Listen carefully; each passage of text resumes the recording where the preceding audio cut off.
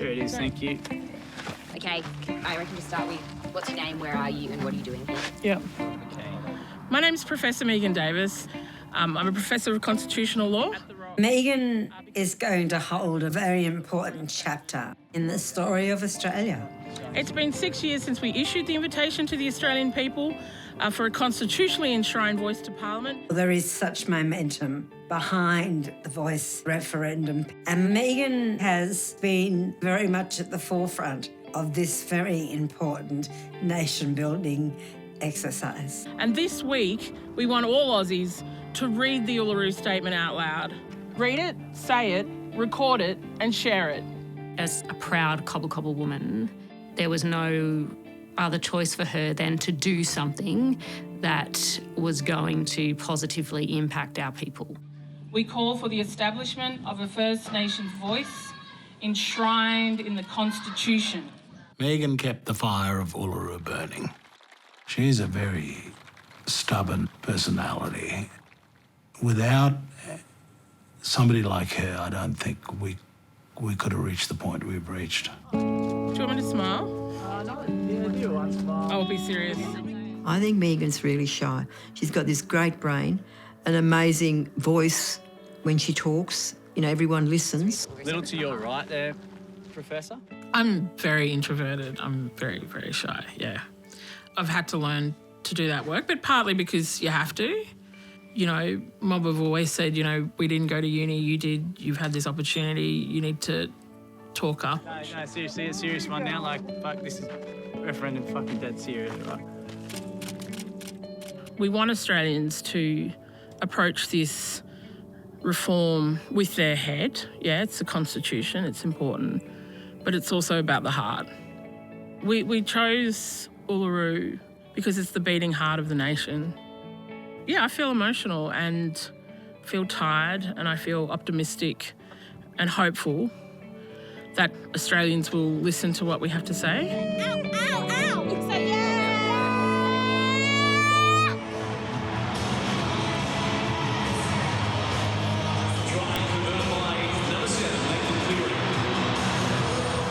See, they're a bit rattled now. Rugby league has always been a big part of my life. I mean, as a kid, we just stayed at home and listened to rugby league on the radio all weekend. I'm not even joking. The thing about the Rabbitohs, you can't underestimate them. They've got so many great players, and you switch off. Megan is tragically obsessed with rugby league. She's as capable of discussing the Cowboys' chances in the 2023 season as she is of talking about the jurisprudence in relation to the Australian Constitution. Around 2016, I had started writing little things here and there on rugby league and the role of rugby league in reconciliation. And so I was asked to go on the Australian Rugby League Commission. It can happen easy. Oh, yeah. Especially with someone like Latrell Mitchell. It's a sport that so many of us who come from low socioeconomic homes support, because it's a game where other kids come from backgrounds like you, not just in terms of the poor, but also Aboriginal people. Sorry. We're a year out from a referendum. It's a lot of pressure. It's just the referendum will be held sometime after the rugby league grand final. I don't want a referendum on the same day that my team wins the grand final. It's too much for one day.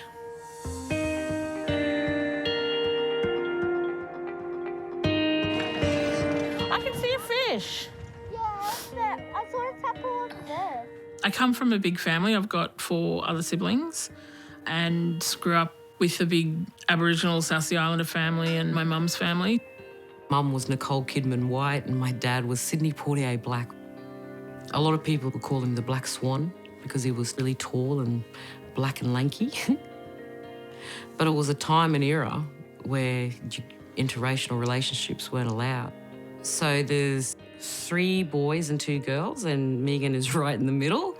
So being the middle child, I think, was hard, but it made it tough. You know, it's prepared her for what's coming now. The diplomat is what they say. Well, I was the quiet one, so I was so quiet that Mum forgot I existed often. She was always really bossy. I think my brothers would agree. She was always a nerd. Jeez, it's beautiful. Now she's my best mate. She's the second mum to my kids. She's definitely the fun auntie.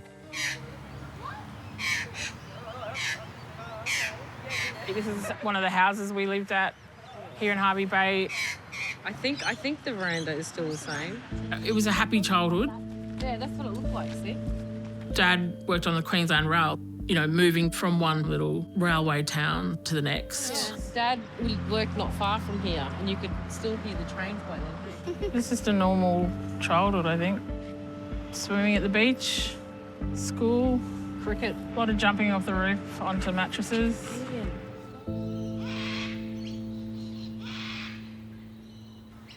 So in 1986, Mum and Dad separated and we left Hervey Bay and came to live in Eagleby. This was the Housing Commission home that Mum got. I wanted to do this interview here because this is who I am, this house and my mother, because she's, you know, the most significant person in my life. Mum was a teacher and then stayed at home and raised all 5 of us. None of us would be where we are without Mum or without that house in Eagleby. Sometimes I look at it and think, how did she raise 5 kids? 3 big boys in that little house. Megan's mum is, in my mind, almost sort of like this royal figure because she is absolutely revered by Megan and her siblings, and rightly so. I think growing up poor, that was the formative experience of my life. Mum was on the single parent pension and we used to watch Mum budgeting. Always had little books with a little pen and be, you know, working out the cost of everything. What Mum had trained our eye acutely to was the impact that decisions had on us as the underclass and the decisions that are made in Canberra on budget night, at election time, and the acute impact that has upon our lives. The thing about giving voice to the voiceless, that's something we always talked about, wasn't it? Yeah, that was this whole house. But that were choices made by you. And because the situation we were in was about imbuing us all with hope. But that's what it was. It enabled you to go to school with just your one shirt and your shoes with holes in them. Okay, you don't have to tell everybody. And feel okay about yourself because you were getting A's in history. See?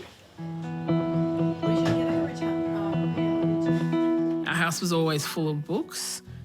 Mum would go to the local secondhand bookstore and she brought me back a book which was written by Sir John Kerr, who had been the Governor-General who had dismissed Gough Whitlam. It says all you need to know. I mean, not only that her mum had this expectation that it might be of interest to a 12-year-old, but that Megan would read it. And I remember being intrigued by the Constitution at the back of the book. And I just remember thinking it was really super cool. You know, she carried the Constitution around when she was a kid, which is just weird. Some of us carried the Phantom, but she used to carry the Constitution around in her pocket. Mum, you know why the emu and the kangaroo are in the coat of arms? What? Because they don't walk backwards. There's no mention of Aboriginal and Torres Strait Islander peoples in the Australian Constitution. She can look at a document that ignores our very existence and identify that document as an opportunity for redemption for the country, really, and as a way for us to have a say in our future. I finished law school and won a UN fellowship at the High Commissioner for Human Rights. I look back now and I think, God, I was brave. And my brother bought me a backpack from the Beanley disposal store and lent me $40 and off I went to Geneva. That's a beautiful photo. Look how young she is. She'd send us all these flash photos and me and the boys just thought, you know, but she's deadly, you know, she's out there doing it. came back to Australia and then I enrolled in my master's and eventually my PhD at ANU. When she came to ANU and I was a student there, I identified her as someone who was going to make their mark on the world, and I wasn't wrong. Megan is a law professor and Pro-Vice-Chancellor at the University of New South Wales. And was she always interested in the Constitution? Yes. Again, weird.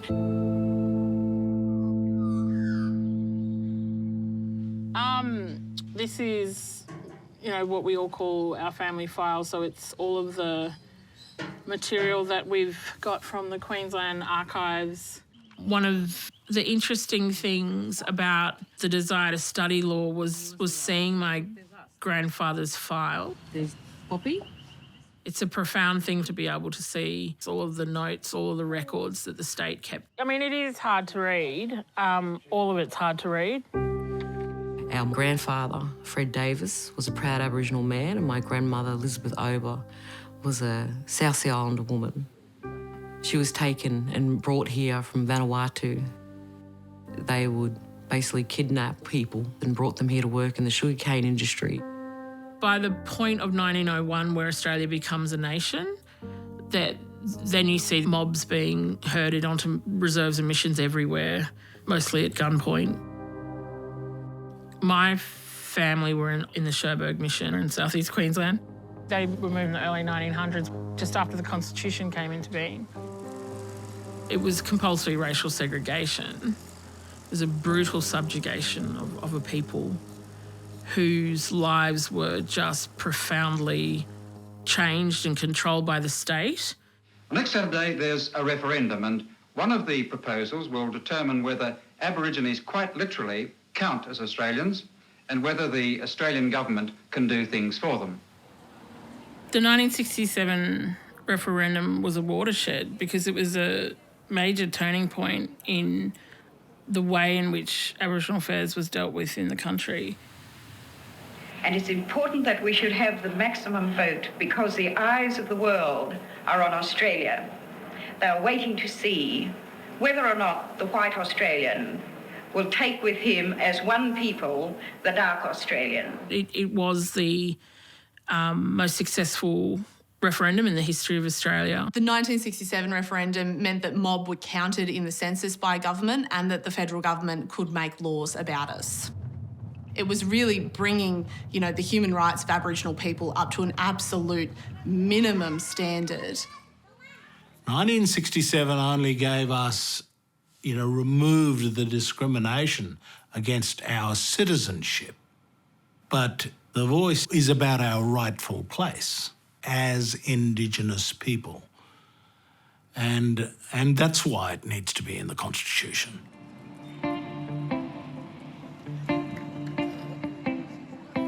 The pursuit of constitutional recognition has been quite long. There's been, I think, 7 government processes and 10 reports. We just want to let you know that there is a report. I've been involved since Gillard's process. It is the right time to say yes to an understanding of our past, to say yes to constitutional change.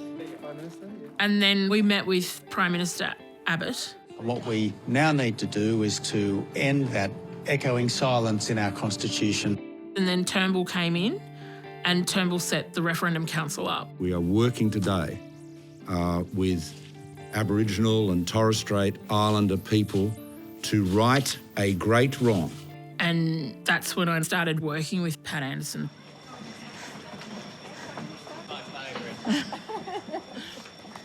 Thank you. He's my favourite. I knew about Megan before, but we hadn't worked together. This is the first time. Auntie Pat Anderson, she's an elder, she's an activist, she's an advocate. We're talking land rights, we're talking Aboriginal health. Is he all right? Yeah, he's just reminiscing like us. He got so cranky with us. I met Auntie Pat actually at a conference and I was like, oh my God, that's Pat Anderson. And I was a bit intimidated by her. And she was super nice because she always is. Both of us felt what we were doing was really important. She's very measured and very careful. She doesn't lose her temper easily like I do. I get really cranky really quickly. Megan doesn't. Looking at me? Okay, thank you. Well, I'm the lawyer, and she is like a stateswoman. Nice. She's early and I'm late. Mum's late, that's true. That's the one thing that drives me, she'll tell you herself, it just drives me to distraction. I can't imagine why she has to be late all the time. And she's been at my side since then. Did you know there's a dinner tonight? I think I read about it. We both come from poor families. That's binding, so we understand poverty. We understand racism. Watching Auntie Pat and Megan support each other and become this really incredible double act has been wonderful to watch. And I know it's a relationship that they both have come to treasure. See, I thought Craig was only coming here at lunchtime at 2 o'clock. We did seem to bond fairly quickly, really. And then we went out and did the work that we did, Noel, Megan and myself, to find out how we wanted to be recognised in the Constitution. So we ran 12 dialogues.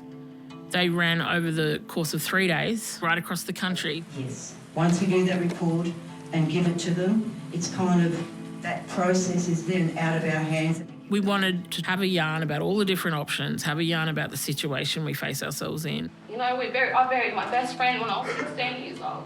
We're still going through it. They've got it that bad that they want to take their own lives. Where's the justice for them? No one had gone out to communities and asked them, what does meaningful recognition look like to you and your community? And their answer wasn't a symbolic piece of recognition. Our people wanted something tactile, something that would make a difference, something empowering. That's where the voice came from. We need to ensure that this dialogue doesn't happen again in the next 50 years. I think people want to change, like real serious change, structural reform, because everything we tried in the past had been done away with the stroke of a pen. So we've got to set it up in a way that both of them will agree that it's worthwhile doing. Each dialogue then elected 10 people to attend the National Constitutional Convention at Uluru. Through the activism of our leaders, we have achieved some hard-won gains. It was extraordinary, the investment she put into this with Pat Anderson. Out of that process came the Uluru Statement from the Heart. And that's the answer that was given to the government in response to their question, what does recognition look like to you? And when she read the statement out, that was the moment of consensus. These dimensions of our crisis tell plainly the structural nature of our problem. You could have heard a pin drop. Yeah, it was pretty euphoric, really. Everyone prepared to adopt it? Okay, all about pretty much everyone. So, adopt it. So the Uluru Statement from the Heart calls for three things: voice, treaty and truth. The Voice to Parliament is proposed to be an advisory body. It's about being able to speak to the people that make the laws and policies that affect Aboriginal and Torres Strait Islander lives. Something has to change. Whatever we've been doing in the past has not worked, and this is an opportunity to make that change. After the Uluru Statement, there was a meeting with the Prime Minister, Malcolm Turnbull. Turnbull was very annoyed, and he said it stood a snowflake's chance in hell.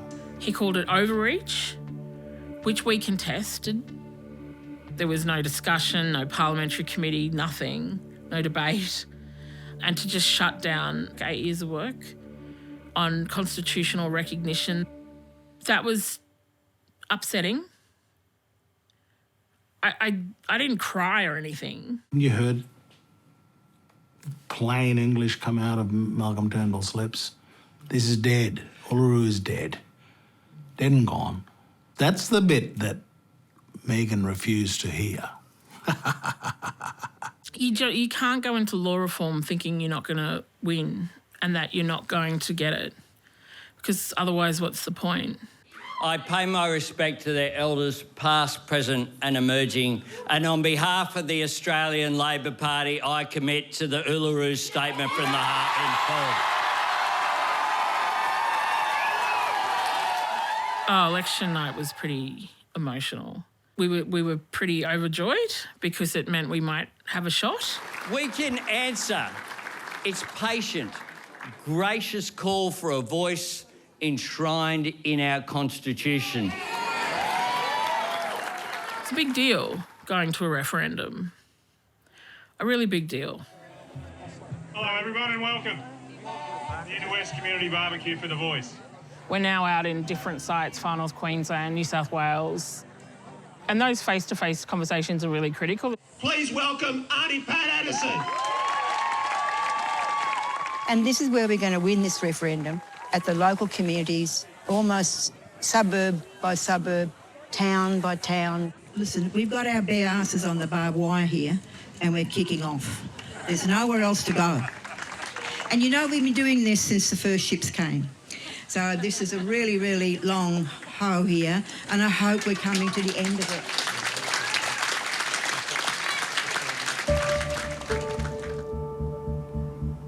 Winning a referendum means you have to get both a majority of the states and a majority of the country to vote yes.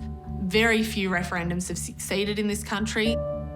There have been a lot of polls and some are showing support for the yes vote. Others are showing yes support soften and more people considering voting no. We don't have bipartisan support and I don't think we have for quite some time. There's a lot of politicians currently pushing back on the voice reform. Well, the Liberal Party resolved today to say a resounding no to the Prime Minister's Canberra voice. It should be very clear to Australians by now that the Prime Minister is dividing our country. The opposition think it would give special rights to Aboriginal people and they think it would change the equality of citizenship in Australia. I want to see Australia move forward as one, not two divided. Yeah. That's why I will be voting no. And I'm telling people of this nation, vote no to this. And I'll be voting no to this disastrous idea of giving us no power. Will you be actively campaigning no against the voice in this referendum? Yes, I will be. I don't believe this is in our country's best interests. We always knew at some point politics would kick in, but it's, you know, we've got one job and that is to win a referendum.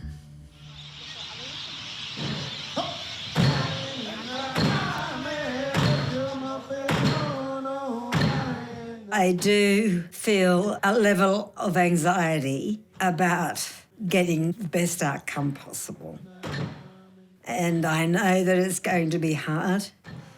I know that sometimes it's going to be extremely ugly. Some mob don't understand why we're going to a referendum. It's also understanding what it will bring to our communities.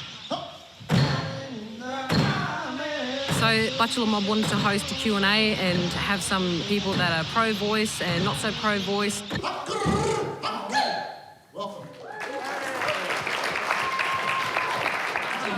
This is the Uluru Statement from the Heart, and there's actually 3 signatories that are here. Where are you? Oh, there she is. Oh. It's down here. There it is. I'm undecided. No, but you're looking forward to this evening? Yeah, it'd be interesting to see what the discussion is. It will be. There's a range of different opinions about the voice in First Nations communities, and there's a number of people who want to see a treaty achieved before a voice is heard. Like other people, I'm not quite sure. For me, it's a no-brainer that we need a voice to Parliament, but we need a voice and some assurance that Parliament is actually going to take notice. And I haven't seen that yet. Out the front of the Tent Embassy at the moment is a big banner which says we deserve more than a voice. And that's true.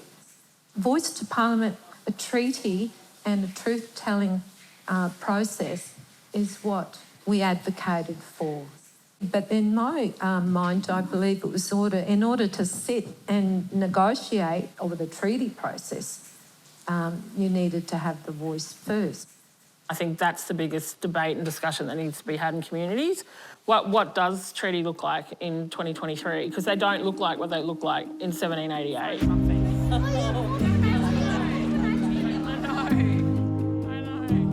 Megan very rarely stops. I think she feels like if she stops, it'll all fall apart. Thanks for coming. Oh, yeah. I love your shoes. They're so cute. She's going to get to this referendum and then we'll probably pin her down and make her have a rest after that. Did you have a rest day? It's a worry, I have to say. I don't never know anybody that works as hard as Megan. Well, we're going to walk on stage in front of everybody. Oh, shameful. But there's smoke machines. There's what machines? Smoke machines, and they're going to play the Eye of the Tiger. And she's going to come to the middle of the stage and go like this. You're going to go like this, like... She thinks we're joking. I love that laugh. I don't feel like I can relax. I don't think we'll be able to relax until the day after the referendum. All good? Yeah, we're all good, though. Keep it relaxed. Just being crazy, just being... I'm keen to keep it lighthearted. relaxed then, yeah. Tonight, I think we are very honoured to have a couple of the key players to kick off this very big public discussion right here. Would you please welcome Violet, Pat, Megan and David to take a seat. So she's doing all this for the nation, as well as her responsibilities to her mother and her family, and I'm really proud of that.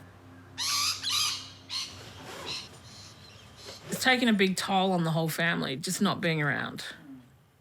I miss everything. Mum has always lived very independently, but it's gotten to the point now, Mum's 83 and where she needs more assistance. I think I can come home Thursday, Friday, except... And we do what most blackfellas do. We look after our old people. So we're all on this roster. And so we're all working together to keep that ticking along. I've got to go to Canberra for the bill. You know, we were fortunate to do what we've been able to do because of all of the opportunities Mum provided us. I did a 2 or 3 year inquiry into Aboriginal children in out-of-home care in New South Wales, and it spoke about the importance of having just one adult who really loves you unconditionally. We've all really benefited from that, having, you know, this deep love of a mother and always knowing, no matter where you are, that someone really loves you and wants to know where you are. You know, I think that's what motivates me about the Uluru work. You know, all Aboriginal kids deserve that. And so this reform really matters. And I think it does matter to the nation.